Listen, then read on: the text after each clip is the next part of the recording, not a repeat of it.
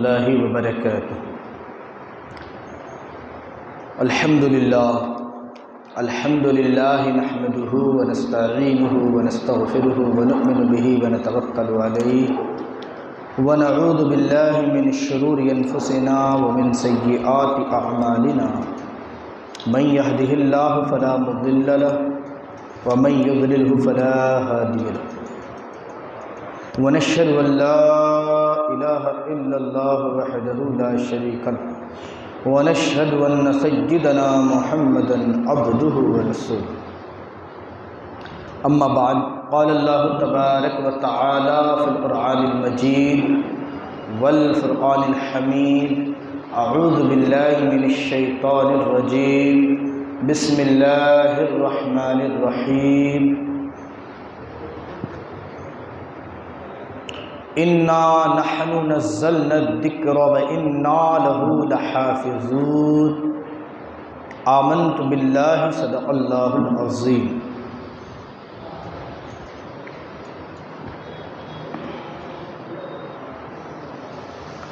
تعلیم قرآن اگر ہم نے نہ بھلایا ہوتا، تعلیم قرآن اگر ہم نے نہ بھلایا ہوتا تو زمانے نے یہ زمانہ ہمیں نہ دکھایا ہوتا۔ اسلام کی فطرت میں قدرت نے لچک دی ہے، اسلام کی فطرت میں قدرت نے لچک دی ہے، جتنا ہی دباؤ گے اتنا ہی یہ ابھرے گا۔ معزز سامعین کرام، خطبہ مسنہ کے بعد قرآن مجید فرقان حمید پارہ 14 سورۃ الحجر کی آیت نمبر 9 کی میں تلاوت کا شرف حاصل کیا، اسے آج اپنی تقریر کا عنوان بنایا ہے۔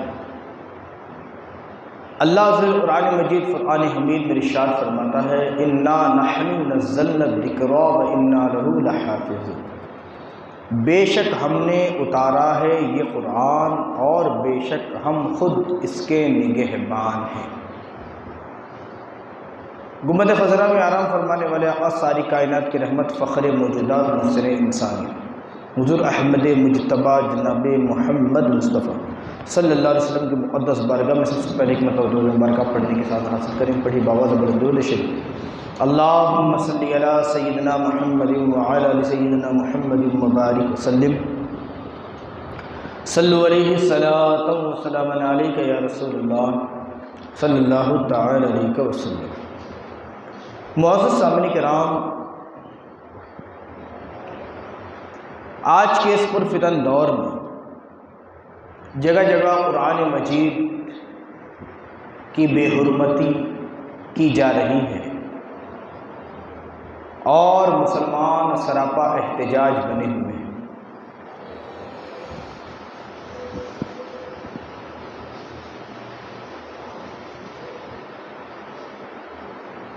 اس کی اصل وجہ کیا ہے؟ کیوں ایسا ہو رہا ہے؟ وجہ کیا ہے؟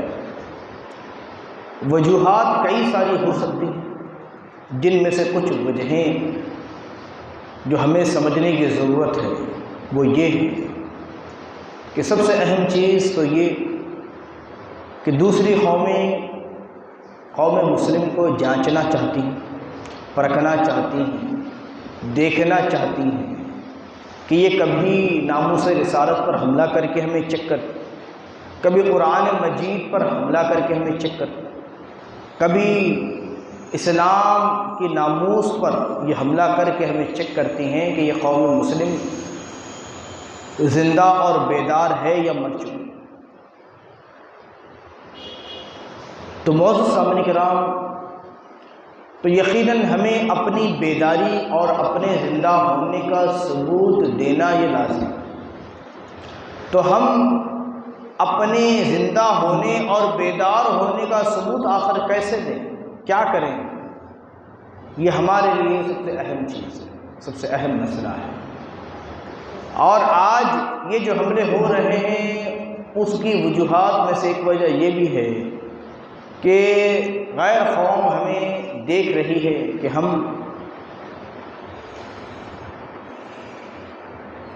اسلام کے طور طریقوں کو پس پشت ڈال کر فیشن کی طرف نکل پڑے۔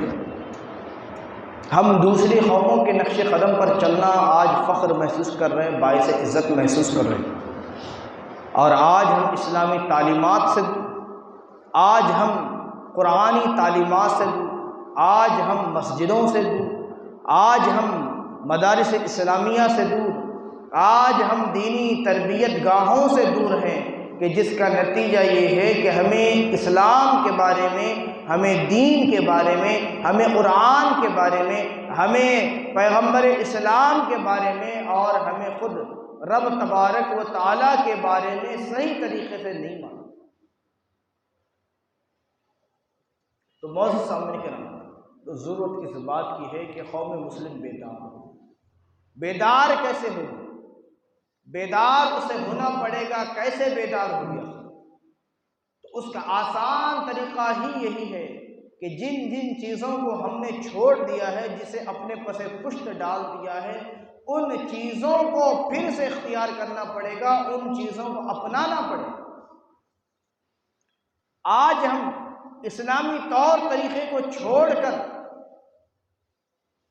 انگریزوں کے طور طریقے پر چل پڑے، جس کا نتیجہ یہ ہے کہ آج ہم جو ہے پریشان ہیں، آج ہم تکلیفوں میں، بیماریوں میں ہیں، ٹینشنوں میں ہیں، قرضوں میں ملوث ہیں، طرح طرح کے پریشانیاں اور ٹینشن میں گرفتار ہیں۔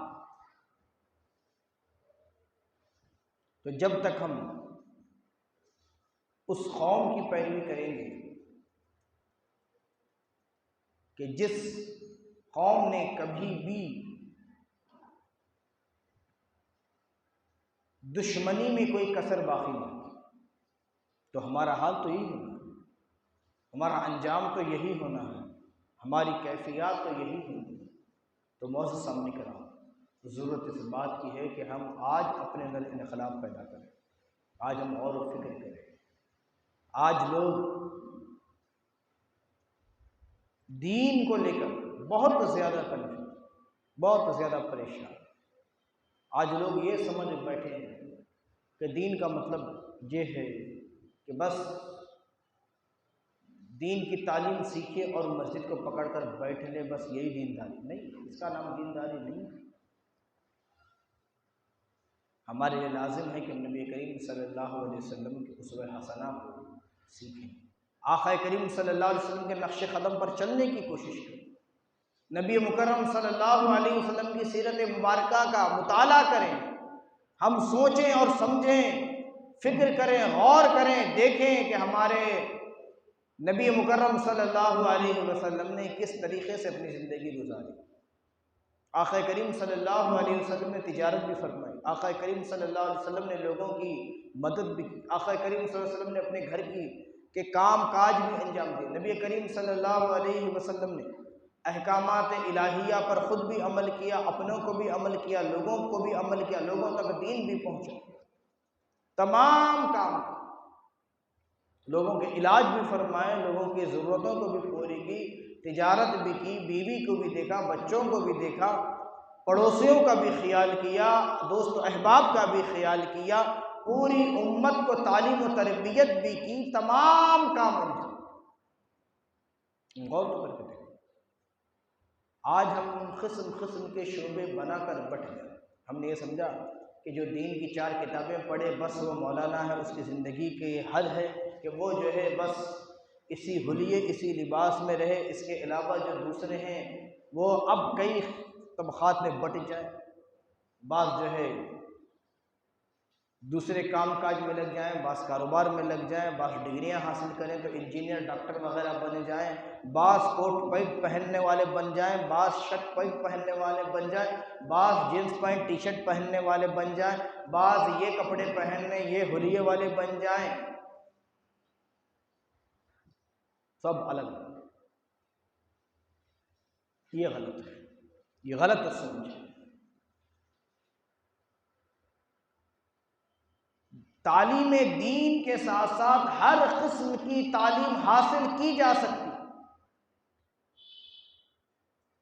کوئی رکاوٹ نہیں ہے کہ کوئی شخص انجینئر بن رہا ہے تو وہ حافظ قرآن نہیں بن سکتا، کوئی شخص اگر ڈاکٹر بن رہا ہے تو وہ حافظ قرآن یا عالم دین نہیں بن سکتا، کوئی اگر کاروباری تجارتی بننا چاہ رہا ہے تو وہ حافظ قرآن یا عالم دین نہیں بن سکتا۔ کوئی اگر پروفیسر بن رہا ہے تو وہ حافظ قرآن یا عالم دین نہیں بن سکتا۔ ایسا کچھ معاملہ نہیں، ہم سمجھیں اس بات۔ یہی تو بات ہمیں سمجھنے کی، سب سے اہم چیز جو ہمیں سمجھنے کی وہ یہی ہے کہ آج دین جو ہے صرف چند لوگوں تک سمٹا ہوا۔ مسلمان تو کروڑوں کی تعداد میں ہیں، لیکن دین کی معلومات بہت کم فیصد لوگوں کو۔ اور عوام میں اگر دیکھیں، عام لوگوں میں اگر دیکھیں تو وہ تو بالکل ہی کم۔ اور دوسری چیز ہماری یہ کہ جو بھی تھوڑا دین سیکھ لے، جو تھوڑا کرتا پیجامہ پہن لے، تھوڑا ٹوپی پہن لے، امامہ سر پر باندھ لے، ہم اس کو خطاب دیتے ہیں مولوی صاحب، یہ مولانا ہے، یہ مولوی ہیں۔ کوئی داڑھی چہرہ چھوڑ دے تو کہتے ہیں مولوی صاحب ہے، مولانا ہے۔ تو معزز سامعین کرام، آج ہمیں اپنے اندر تبدیلی لانے کی ضرورت ہے، چینجنگ لانے کی ضرورت ہے، تعلیم اسلام کی طرف خود کو تیار کرنے کی ضرورت ہے۔ ہمیں معلوم ہونا چاہیے، ہمیں پتہ ہونا چاہیے، ہمیں اپنے دین سے محبت ہونی چاہیے، ہمیں قرآن سے محبت ہونی چاہیے، ہمیں اپنے نبی سے محبت ہونی چاہیے، ہمیں اپنے رب سے محبت ہونی چاہیے، ہمیں اپنے تمام مسلمانوں سے محبت ہونی چاہیے۔ آج ہم اسی کو چھوڑیں گے، ہم اور کر کے دیکھیں۔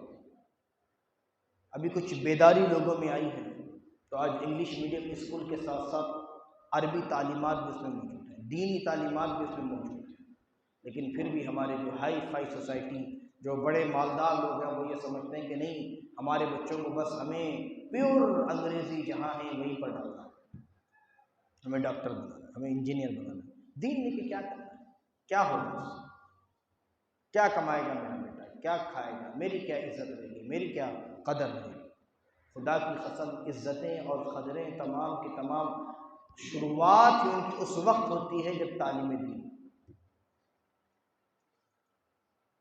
عزت اور قدر کی شروعات ہی اس وقت ہوتی ہے جب دین کی تعلیمات۔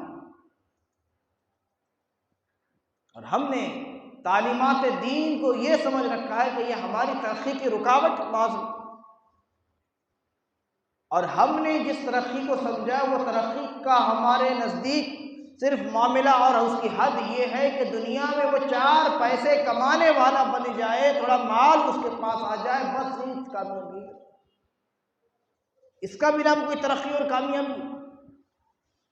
اصل کامیابی آخرت کی کامیابی، اصل ترقی بارگاہ خداوندی میں سرخروئی اور عزت کی نگاہ سے دیکھے جانا، یہ کامیابی ہے۔ اس کی طرف توجہ دینے کی ضرورت ہے۔ یہ دنیا کی زندگی تو گزر ہی رہی ہے، گزر ہی جائے گی۔ جب دنیا ہمیشہ کے لیے نہیں ہے تو ہم ہمیشہ دنیا میں کہاں سے رہیں گے؟ تو ہمیں بیدار ہونے کی ضرورت ہے، ہماری سوچوں میں ہمیں سدھار لانے کی ضرورت ہے۔ آج ہماری سوچوں میں جو فرق آ چکا ہے، اس کا نتیجہ یہ ہے کہ آج غیروں کے اندر وہ حوصلے، وہ ہمتیں آ چکے ہیں کہ وہ سر بازار قرآن کے نسخوں کو جلا رہے ہیں، بھیڑ کے سامنے جو ہے قرآن مجید کے نسخوں کو جلا کر اس کا کہ دھول ہوا میں اڑا رہے ہیں۔ اور کئی سارے لوگ جو ہے اس کو دیکھ کر تکلیف میں ہوتے ہیں، مسلمان جگہ جگہ پر مظاہرے کر رہے ہیں، سراپا احتجاج بنے ہیں۔ تو وہیں پر ہمیں ضرورت ہے کہ ہم ایک قدم ہماری نسلوں کی ترقی کی طرف بھی بڑھائیں۔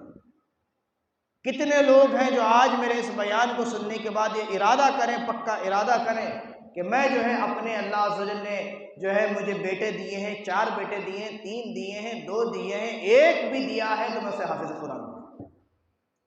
کتنے لوگ ہیں جو ارادہ کریں کہ قرآن کی حفاظت کے خاطر رب تبارک و تعالیٰ نے جو انتظام فرمایا ہے، ہم غور تو کر کے دیکھیں۔ رب تبارک و تعالیٰ نے کسی کتاب کی ذمہ داری اپنے ذمہ کرم پر نہیں لی سوائے قرآن مجید۔ قرآن مجید دنیا کی وہ واحد کتاب ہے کہ جس کے تعلق سے رب تبارک و تعالیٰ قرآن مجید میں اعلان فرمایا، اِنَّا نَحْنُ نَزَّلْنَا الذِّكْرَ وَإِنَّا لَهُ لَحَافِظُونَ، بے شک ہم نے ہی قرآن مجید کو نازل کیا اور ہم ہی اس کی حفاظت فرمائیں۔ کسی دوسری کتاب کے بارے میں نہیں کہا۔ یہ تو آسمانی کئی کتابیں نازل ہوئی، لیکن کوئی کتاب اپنی اصل حالت میں آج کے دور میں حاضر نہیں موجود نہیں سوائے قرآن مجید۔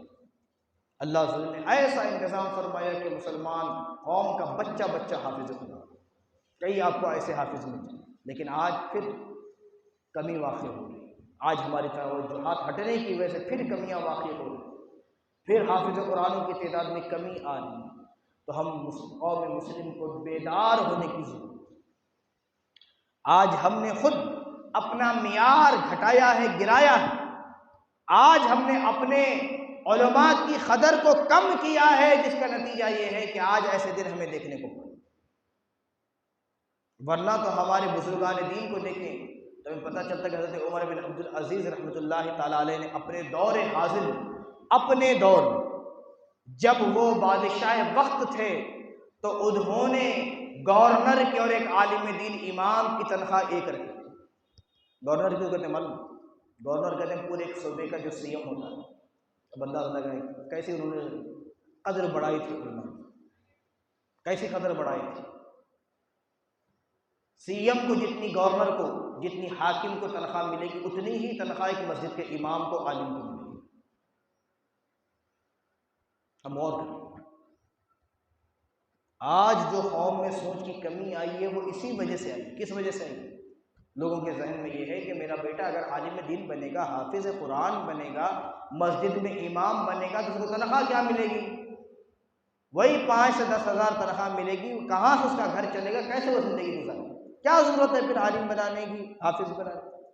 ڈاکٹر بناتے ہیں، انجینئر بناتے ہیں، انلمیٹڈ کمائے گا، انلمیٹڈ کھائے گا، اپنی زندگی میں خوش رہے۔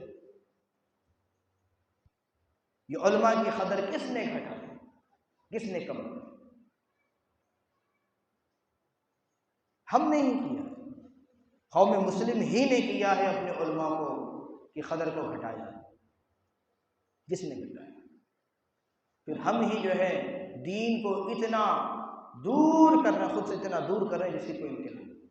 آج الا ماشاءاللہ کچھ لوگ ہوں گے جن کی خواہش ہوگی کہ اپنے بیٹے کو حافظ قرآن بنائیں۔ اکثر لوگوں کی خواہش ہی نہیں ہے کہ حافظ قرآن بنانا ہے یا عالم دین بنانا ہے، اکثر لوگوں کی خواہش ہی نہیں۔ آج مدارس اسلامیہ خالی پڑے ہوئے، وہاں پر ہم اپنے بچیوں کو لے جا کر ایڈمیشن کرانے کے لیے تیار نہیں ہیں۔ کیوں؟ اس لیے کہ کیا ہوگا، وہ کیا کمائے گا، کیا کرے۔ ہمارے ذہن میں یہ بات نہیں آتی کہ ہمیں یہ معلوم ہونا چاہیے کہ رزق کا دینے والا رب تبارک و تعالیٰ۔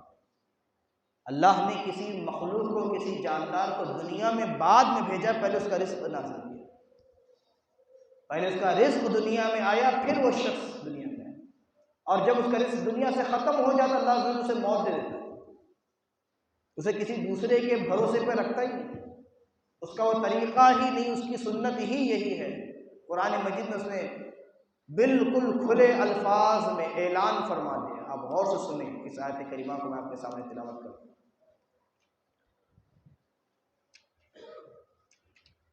وَمَا مِن دَابَّةٍ فِي الْأَرْضِ إِلَّا عَلَى اللَّهِ رِزْقُهَا وَيَعْلَمُ مُسْتَقَرَّهَا وَمُسْتَوْدَعَهَا كُلٌّ فِي كِتَابٍ مُبِينٍ۔ اور زمین پر چلنے والا کوئی ایسا، یعنی کوئی ایسا جاندار نہیں جو زمین پر چل رہا الا علی اللہ رزقها، جس کا رزق اللہ کے ذمہ کرم پر نہ ہو۔ کیا اللہ تعالیٰ فرماتا ہے ہر جاندار جو بھی زمین پر ہے ان سب کے رزق کی ذمہ داری رب تبارک و تعالیٰ نے خود لے لی، اسی لیے وہ رزاق، رزق دینے والا ہے۔ وَيَعْلَمُ مُسْتَقَرَّهَا وَمُسْتَوْدَعَهَا، اور جانتا ہے کہ کہاں ٹھہرے گا اور کہاں سپرد، اور وہ جانتا ہے کہ اس نے کہاں رہنا، محل میں رہنا ہے، جھوپڑے میں رہنا ہے، فٹ پاتھ پہ رہنا ہے، کہاں رہنا ہے وہ یہ بھی جانتا ہے، اور زمین کا وہ کون سا ٹکڑا ہے جہاں پر اس بندے کو دفن کیا جائے گا وہ بھی جانتا ہے۔ بندہ جہاں رہے گا وہ بھی جانتا ہے، جہاں دفن ہوگا وہ بھی جانتا ہے، اور رزق بھی دے دیا، کہاں رکھنا ہے وہ بھی طے کر دیا، کہاں دفن کرنا ہے وہ بھی اس نے طے کر دیا۔ کوئی چیز ایسے ہی نہیں چھوڑی، کوئی چیز ادھوری نہیں چھوڑی۔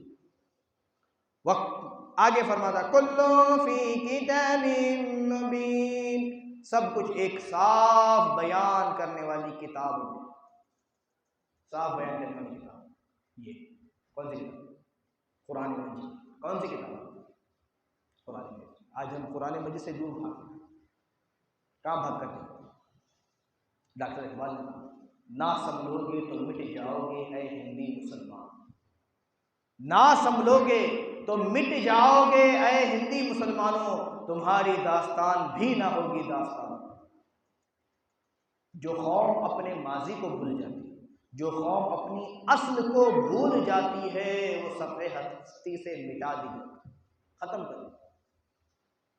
اور جو درخت جس کی جڑیں کاٹ دی جائیں وہ درخت پھر ہرا بھرا نہیں رہے۔ آج ہمارے ساتھ یہی کیا جا رہا ہے۔ آج قوم مسلم کا معاملہ ہی اس طریقے سے کیا جا رہا ہے کہ ہمیں اپنی اصل سے، اپنی جڑ سے کاٹ کر الگ کرنے کا انتظام کیا ہے، کوششیں کی جائیں۔ ہمیں بزرگان دین سے دور کرنے سب سے پہلے، اس کے بعد ہمارے نبی سے ہمیں دور کرنے، پھر اس کے بعد اسلامی تہذیب و تمدن سے ہمیں دور کرنے کی کوشش، پھر اس کے بعد قرآن مجید سے ہمیں دور کرنے کی کوشش کی جا رہی ہے، اور دشمن اس میں کامیاب ہوتے چلے اور مسلمان ناکام ہوتے چلے گا۔ مسلمانوں کو بس ایک چمک دکھا دی جائے، دنیا کی چمک، یہ ہیئر اسٹائل، یہ ڈریس اسٹائل، یہ جوتوں کا اسٹائل، یہ گاڑی کا اسٹائل، یہ فونوں کا اسٹائل، یہ وہ اسٹائل، یہ وہ اسٹائل، بس دنیا میں مسلمان اسٹائل پوز مارنے میں ہی ختم ہو جائے، تباہ ہو جائے، وہ کچھ کر نہ سکے، تباہ ہو جائے۔ آج ہمارے نوجوان جو ہے بال بنانے، بال رکھنے، ادھر کا آدھا صاف، ادھر کتنے بڑے بال، پیچھے کا پورا صاف، آگے کتنے بڑے بال، دونوں سائڈ کا صاف، یہ اتنا ایسا، پھر اس کو یہ مالش، وہ مالش، بال ایسے کھڑی کر، ایسے ادھر گھما رہے، ویسے ایسا، یوں کنڈی ہلا رہے، ادھر کے بال ادھر آ رہے ہیں، یوں کان میں بالی پہن کے تھا کان کو جھٹکے دے رہے ہیں، یوں جینس پینٹ پھٹے ہوئے پہن کر جو ہے اپنے آپ کو بتا رہے ہیں، یوں ایسی چیز، ایسی گاڑی ہے، کیا اسی لیے کب تک رہو؟ کیا ہے تمہارا مقصد؟ کیا ہے تمہاری منزل؟ کچھ نہیں پتا قوم مسلم کے نوجوانوں، کچھ نہیں پتا، ان کے سامنے ان کی کوئی منزل ہی نہیں، کوئی منزل نہیں، ان کے خواب، ان کے خیال، ان کی سوچ، ان کی فکر، ان کا رہن سہن، ان کا اسٹائل، ان کا طور طریقہ ایسا ہو چکا ہے کہ جو بالکل انتہا درجے تک تباہ کن، تباہ، کہ وہ نہ دنیا میں کچھ کر سکیں اور ان کی آخرت کو ایسے برباد ہو۔ تو بیدار ہونے کی ضرورت ہے۔ کیا ہمیں یہ چیزیں نہیں جوڑ؟ سویڈن میں جو قرآن مجید کو سر عام جلا دیا، کیا ہوا؟ ہمارے دل میں کچھ ہلچل مچی؟ قرآن سے ہمیں محبت ہے کہ نہیں؟ کیا ہلچل مچی؟ ہم دیکھ رہے ہیں کچھ موبائل میں، کچھ نیوز پیپر پر، کچھ دیوانے سے مسلمان جو ہے پوسٹر ہاتھ میں لے کر ادھر کھڑے ادھر کھڑے ہیں، لوگ دیکھ کر، ہم نے سبق کیا لیا؟ انہوں نے تو اتنا تو کام کیا کہ اس کے جو ہے یہ بنا کر پوسٹر وغیرہ بنا کر روڈوں گلی کوچوں میں تو نکلے، اس کے تعلق سے آواز اٹھائی۔ ہم نے صرف نیوز چینل پر دیکھا، موبائل میں دیکھا، واٹس ایپ پر دیکھا، ہم نے کیا کیا؟ ہم نے اس سے کیا نصیحت سیکھی؟ ہم نے آگے کا کیا پلان اس کے تعلق سے بنایا؟ قرآن کی حفاظت، قرآن کی عزت، قرآن کے ناموس کو سامنے رکھتے ہوئے ہم نے اپنی نسلوں تک اور گہرائی سے اس کو پہنچانے کے لیے کیا سوچا؟ کچھ سوچا بھی ہم نے کیا؟ 2-4 دن کا یہ پروٹیسٹ جو ہو رہا ہونے کا، پھر سے ہم بن کر کے پھر خواب خرگوش سونے والے، کیا کرنے والے؟ کیا ہے ہمارا پلان آگے کا؟ کب ہمارے اندر بیداری آئے؟ ہمارے اندر کب شوق بیدار ہوگا کہ مجھے تعلیم دین سیکھنا ہے، مجھے اسلام سیکھنا ہے؟ مجھے اپنے نبی کے نقش قدم پر چلنا ہے۔ کب ہوگا یہ؟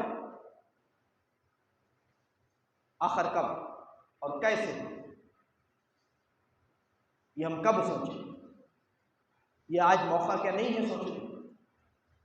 ہم اور کر کے کتنا بڑی گستاخی کی گئی، کتنا بڑا جو ہے انہوں نے جو ہے قدم اٹھایا کہ قرآن مجید کو سر بازار جلا دیا گیا لوگوں کے سامنے۔ کیا ہمارے اندر کچھ جھنجھوڑ پیدا ہوئی کہ نہیں؟ خود سے سوال پوچھیں اپنے ضمیر سے، کیا ہمارے نبی نے اسی لیے اتنی تکلیفیں برداشت کی دنیا؟ پھر ہمارے بزرگان دین نے اتنی کوششیں کر کے، تکلیفیں برداشت کر کے، اتنی قربانیاں دے کر ہم تک دین پہنچا کہ آج ہم جو ہے اس کو فراموش کر رہے ہیں، ان کے احسانات کو پس پشت ڈال ہم اندھے اور بہرے اور گونگے بن جائیں۔ نے کیا کیا؟ کیا کام؟ کہ ہم نے سوچا اس بات یہ کس کی ذمہ داری؟ کون ہے ذمہ دار؟ کون آگے بڑھے؟ کون اس ذمہ داری کو نبھائے؟ کہ ہماری ذمہ داری نہیں؟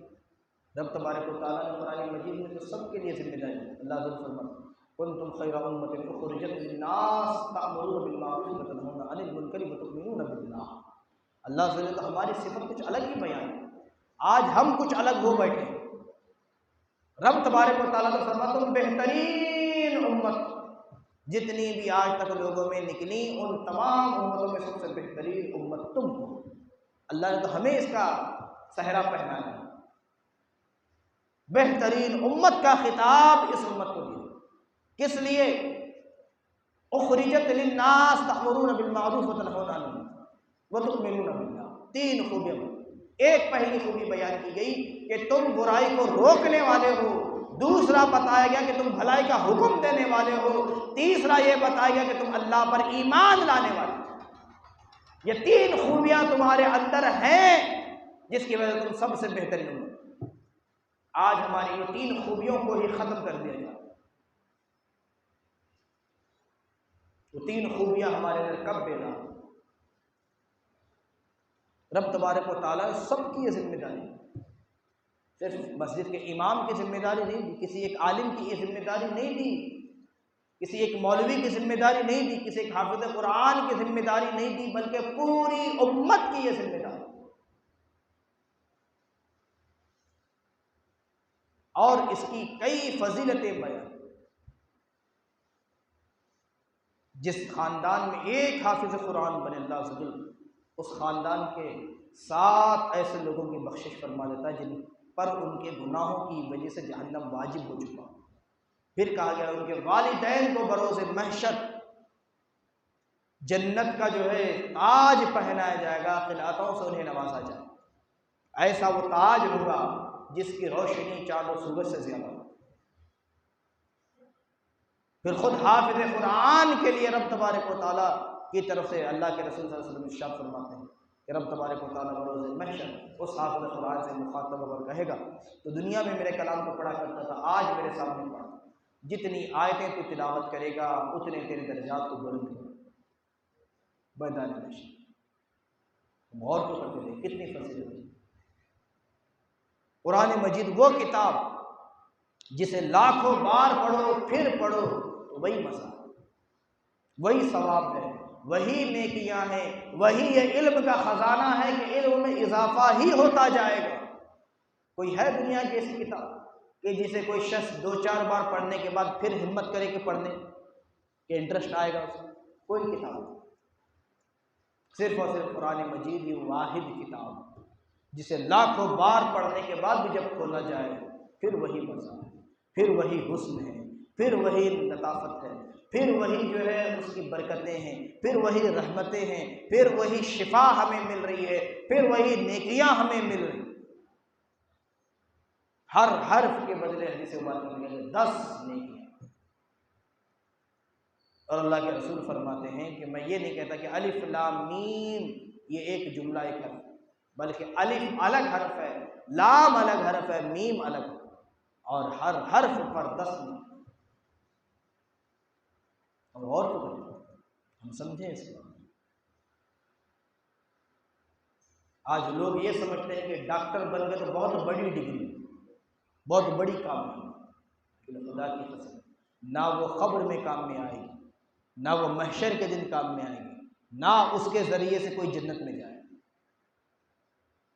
کوئی اپنے بیٹے کو حافظ قرآن بنا، اپنی بیٹی کو حافظ قرآن بنا، یہ تمہاری کامیابی کا ذریعہ، ایثار ثواب کا ذریعہ، دین کی خدمت کی وجہ سے رب تبارک و تعالیٰ کی رضا حاصل، بروز محشر اللہ عز و جل جنتی تاج پہنائے گا، تمہارے نام اعمال میں اللہ عز و جل بخشش کے طور پر انعام عطا فرمائے گا، تمہیں بخش دیا جائے گا۔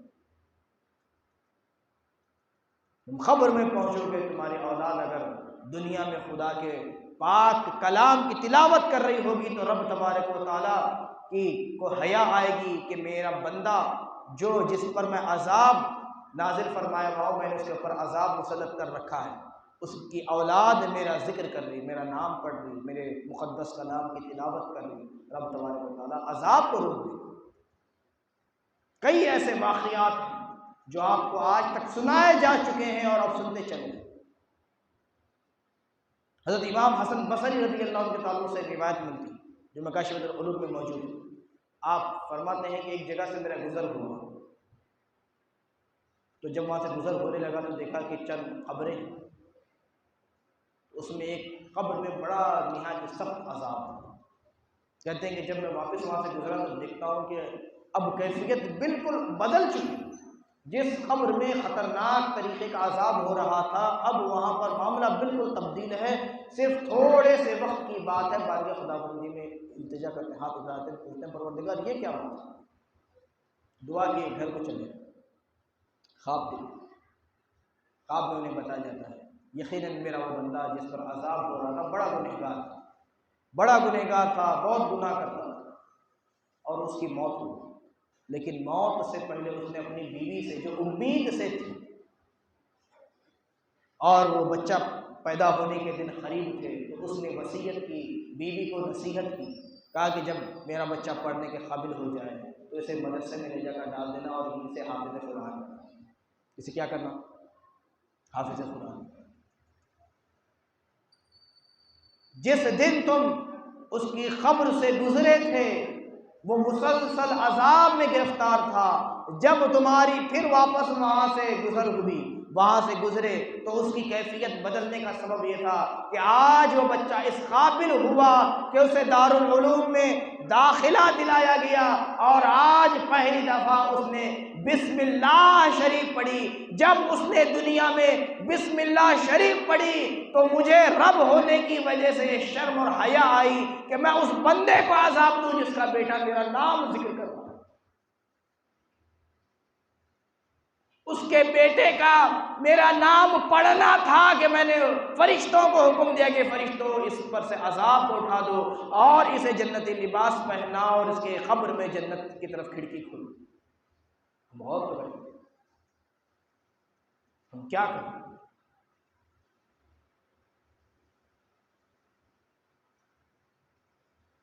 ہم صرف دنیا کمانے، دنیا کمانے، باپ صبح سے نکلا ہوا ہے، رات کو واپس جا رہے، اسے کچھ خبر ہی نہیں کہ اس کے بچے کیا کر رہے ہیں، کیا پڑھ رہے ہیں، کیا لکھ رہے ہیں، پڑھ بھی رہے ہیں کہ نہیں پڑھ رہے، گھوم رہے ہیں، سیر کر رہے ہیں، کیا کر رہے ہیں، اور وہ یہ سمجھ رہے ہیں کہ میں اپنی اولاد کے لیے کما۔ کسی عقل مند نے کہا اپنے اولاد کے لیے جائیدادیں مت بناؤ، بلکہ اپنے بیٹے کی تربیت کر کے خود بیٹے کو بناؤ۔ اگر جائیدادیں بناؤ گے، بیٹے کو تربیت نہیں دو گے تو وہ تمام جائیدادوں کو برباد کر دے گا، کچھ باقی نہیں۔ اور اگر جائیدادیں نہ بھی بنا سکے، صرف اپنے بیٹے کی تربیت کر کے اسے اچھا بنائے تو جائیدادیں بنتے پھر دے دیں۔